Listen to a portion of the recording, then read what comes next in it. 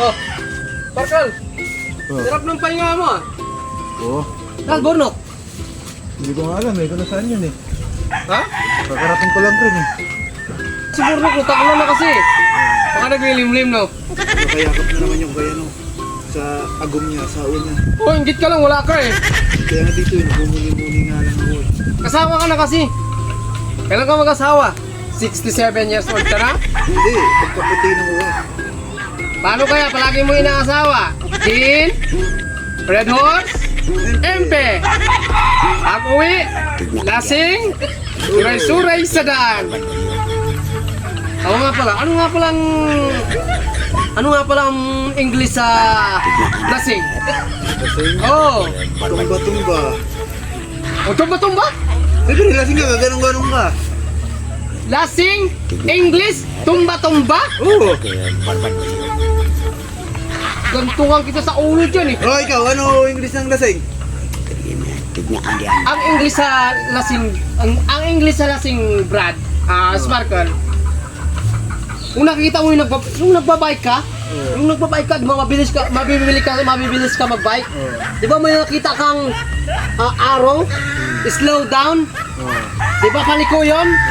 Anong English sa paliko? Paliko? Oh, Ang English sa paliko, paano? Ano tawag ito? You tried it. Paalang. ano paalang? Paalang.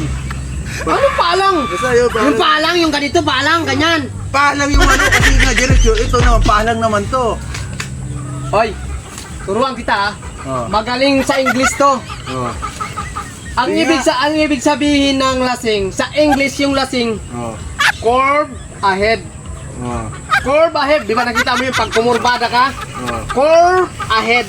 Ano Ikaw, ba di ba ikaw pag nalasing ka, Oh. suray-suray ka sa daan, Oh. ang tawag doon, Tumba-tumba. hindi, curve ahead. Anong tumba-tumba? Tumba-tumba nga eh, suray-suray ka sa daan eh. Tagalog nga pinag-usapan eh. English nga pinag-usapan. Ah. Tagalog ng Tagalog. Ang tawag dun sa lasing na English sa lasing. Curve ahead. Ang cool. Ay, ano yun? Kurbada nga. Di ba ikaw pag lasing ka, liko-liko ka ng ganun. Oh. Ang English doon, curve ahead. Cool. Indian mo? Head. Kasi head doon. Ulo mo, ahead. Gusto mo tanggalin ko yung ulo mo, likulit mo ha? Isi. Huwag na ako masyadong galit. Init mo ulo ko eh. Siguro, kasan? Wala nga eh. Hindi ko nga alam eh. Kakarating Anong ginagawa? ako. Pinunta mo rin sa bahay na kanina. Hindi ko pa na ano eh. Nagluluto yata eh. Siguro yun eh. Takot sa asawa yun eh. Oh, alam ko naman takot sa asawa yan eh. Pero nga pala ang English sa takot sa asawa? Ha? Ha? Takot ka sa asawa? Oo. Ang English yun, alam di ko. Anong alam di ko? Alam ko na di ko alam. Alam di ko alam. Oo. Ang English sa takot sa asawa. Never mind. Never mind. Ha? Ano ba? Pablito?